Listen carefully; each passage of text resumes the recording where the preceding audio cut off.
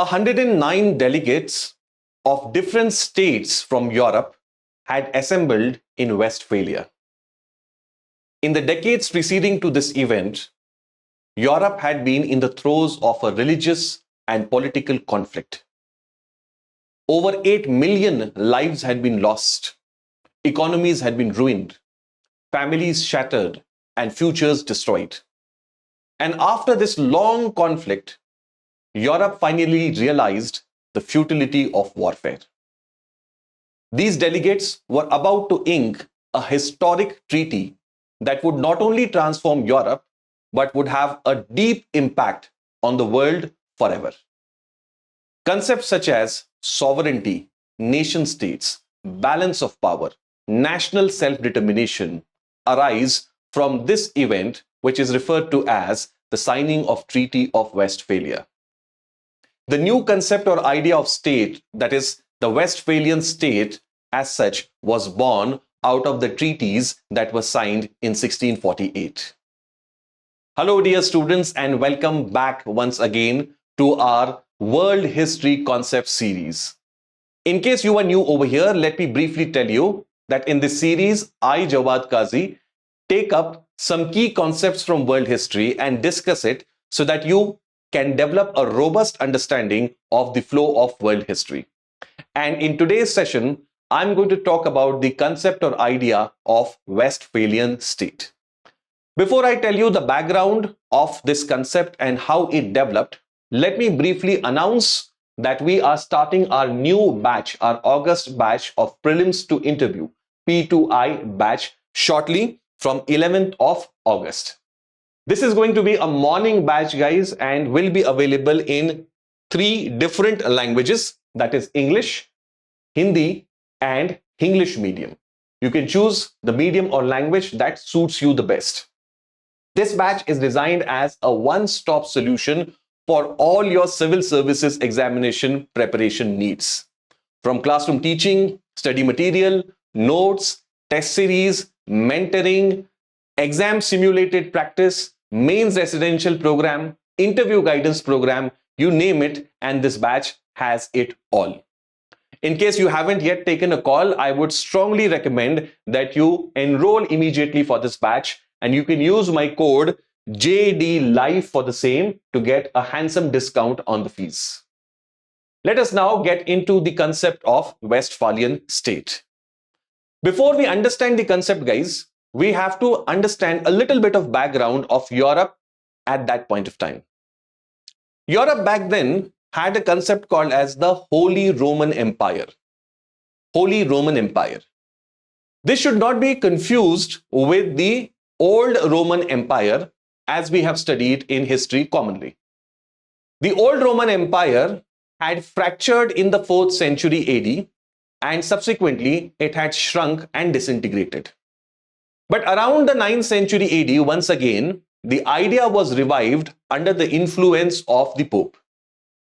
This Holy Roman Empire was not exactly a cohesive empire as such. It included multiple kingdoms, territories, duchies, and city-states. The rulers of all of these entities elected one amongst them as the Holy Roman Emperor. The Pope used to crown this Holy Roman Emperor. This Holy Roman Emperor did not have a very strong control on this empire. There was a lot of autonomy to the constituents of this empire. And ultimately, all the power resided in the hands of the Pope. All of these Christian states ultimately came under the Pope's sway or influence. There was no concept of sovereignty at that point of time.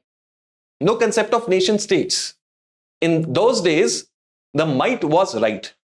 Whoever had power could wage wars with others and suppress them. There was no concept as peaceful coexistence or mutual non-interference as we understand today.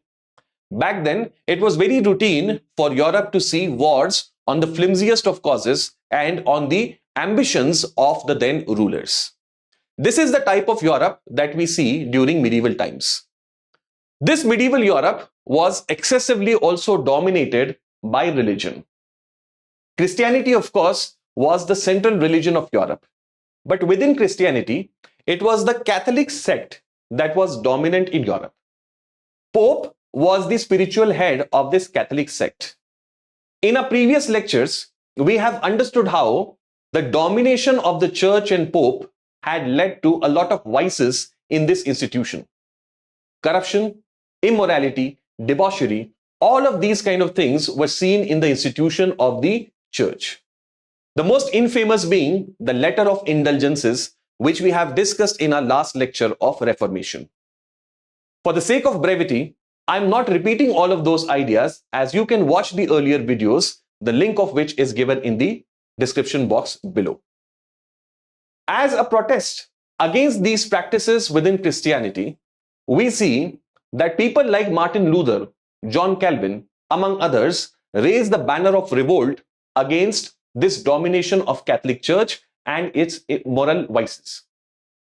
Now, this protest by the people like Martin Luther or others, it led to a wave of transformation within the Christian world.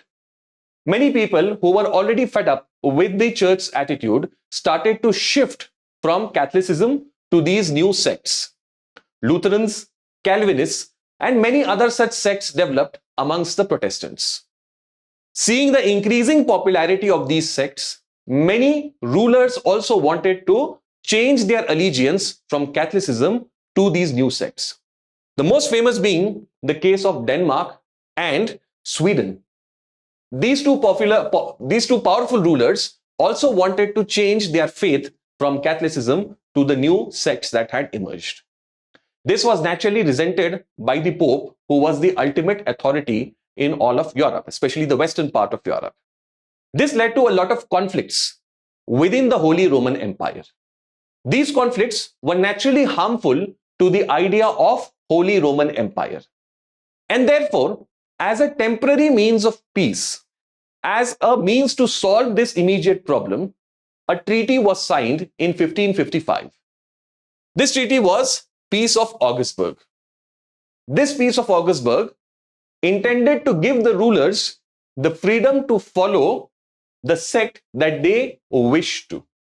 So now the rulers had the right to follow the sect that they wanted to. But this largesse was not shown to their subjects. The subjects had to follow their ruler's sect. Now this became very inconvenient for the common people.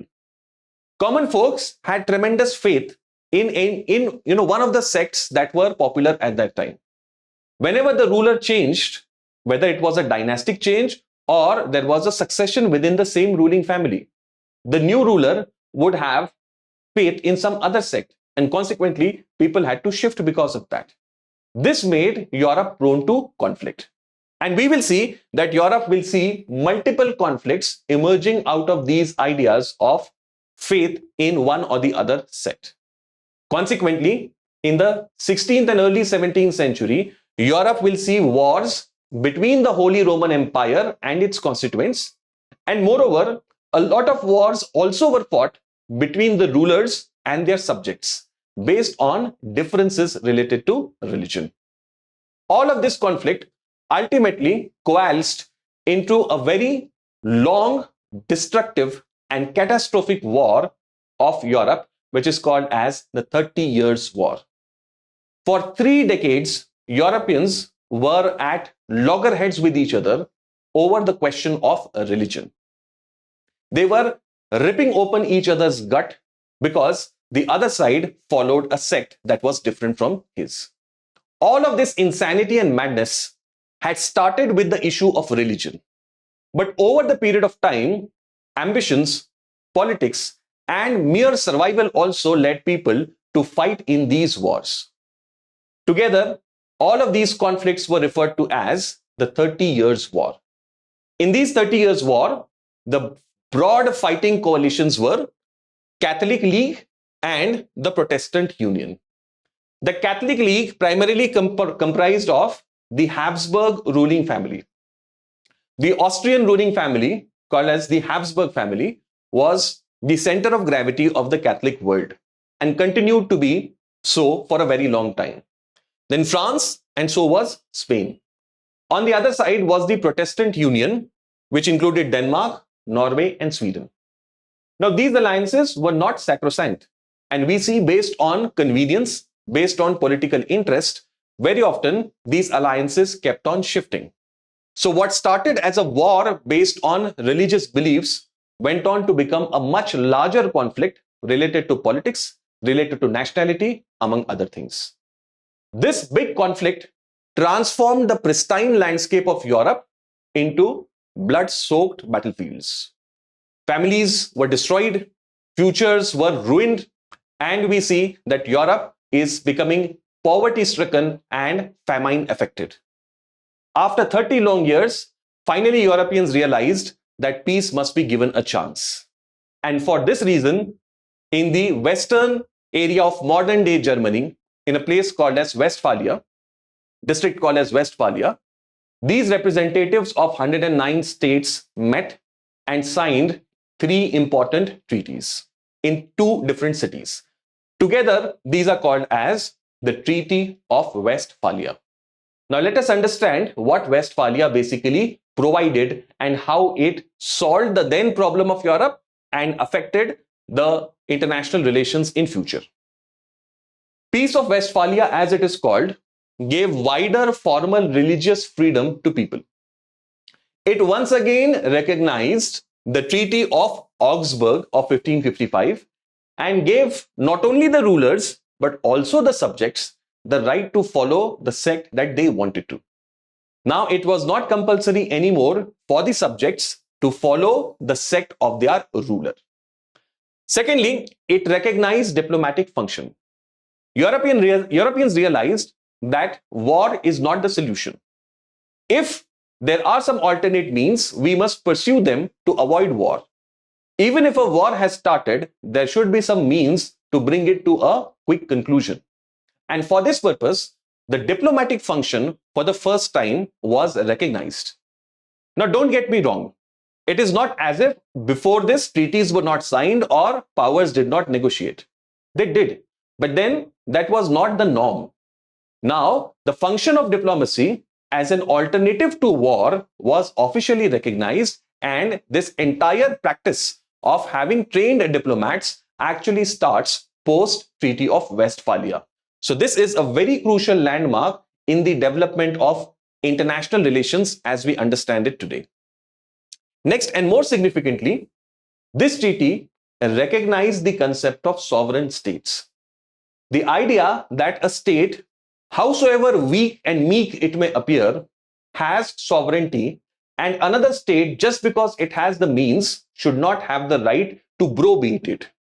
Just because you have power, you cannot go and interfere into the affairs of that state. This principle of sovereign states was for the first time accepted internationally by Treaty of Westphalia. Sovereignty and peaceful coexistence were accepted as principles in this treaty.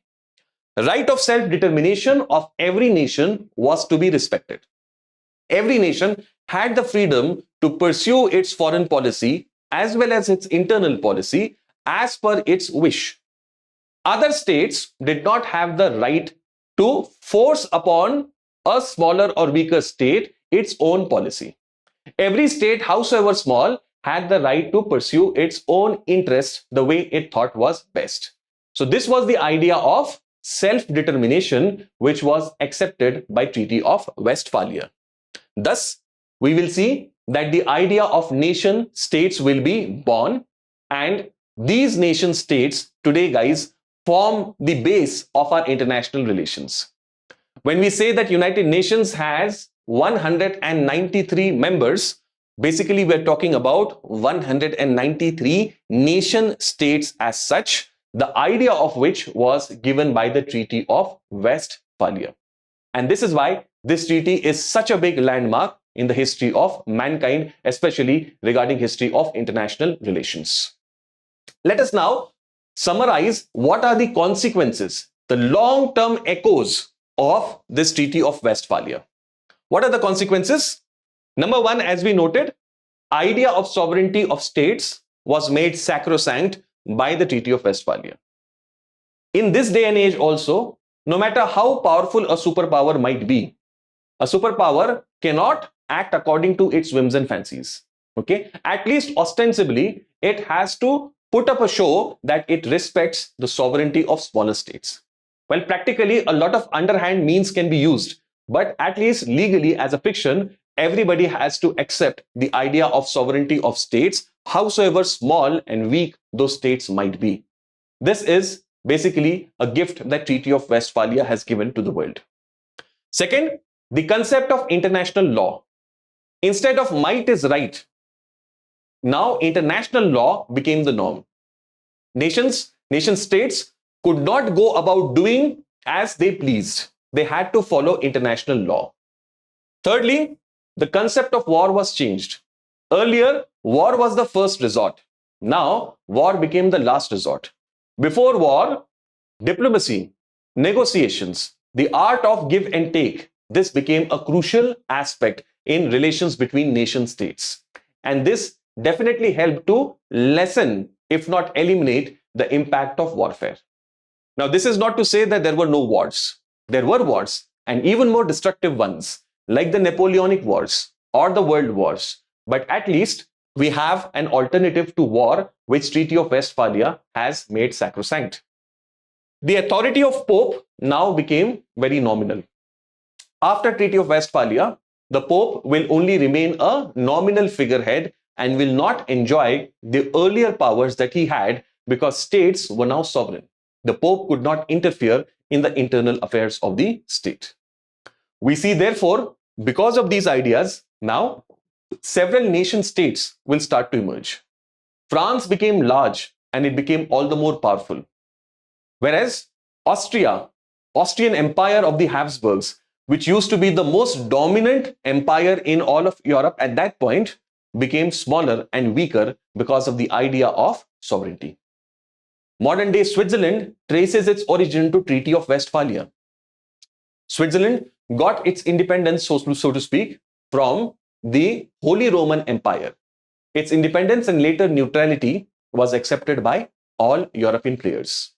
Similarly, Netherlands was also born as a separate nation state, independent from Spain. Yes, earlier Netherlands was under the control of Spanish Empire, but after Treaty of Westphalia, Netherlands was born as an independent nation state. The idea or concept of balance of power was also enshrined by Treaty of Westphalia. Balance of power basically means, guys, no one entity or state should be allowed to become so powerful that it dominates all others. Okay? The power amongst all the states must be maintained relatively in such a manner that no one person becomes so powerful and arrogant that he can go about dominating the rest. This is the concept or idea of balance of power. The idea of balance of power based diplomacy or international relations were born post Treaty of Westphalia. This treaty, guys, is really the base of the modern day subject of international relations as we understand it. The concepts of international relations ultimately draw their origin somewhere from the developments that start from Treaty of Westphalia. Whether it is sovereignty, whether it is nation states, whether it is balance of power, national self-determination, several key concepts of our subject of international relations are originating from this seminal event of world history, that is Treaty of Westphalia and the Westphalian state. I hope you found this video useful, guys, and if you have found it, I will urge you to like and comment on this video and share it with your fraternity of civil services aspirants so that we can reach out to more number of people. Your likes and comments help me a lot. It gives me a lot of motivation to make more such videos.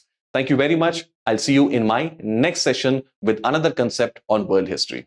Good day to all of you.